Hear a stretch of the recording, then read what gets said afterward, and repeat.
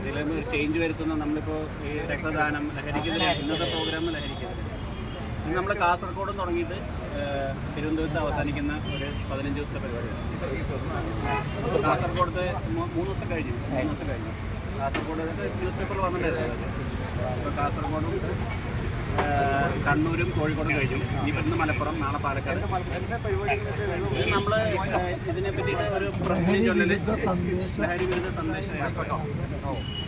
അപ്പോൾ നമ്മൾ എല്ലാവരും കോമൺ ആയിട്ടുള്ള ഒരു കാര്യം മുട്ടകളാണെന്ന് മാത്രമേ.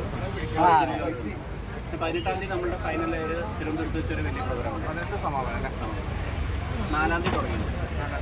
ഈ മാസം 4-ാം തീയതി തുടങ്ങി. അപ്പോൾ നമ്മളൊരു പ്രതിജ്ഞ ചൊല്ലില്ല. പിന്നെ അതുപോലെ എല്ലാവരുടെയും നോട്ടീസ് വിതരണം. അടുത്തുള്ള അവിടേക്ക് പോയാൽ അവിടെയുള്ള പരിപാടിയാണ്.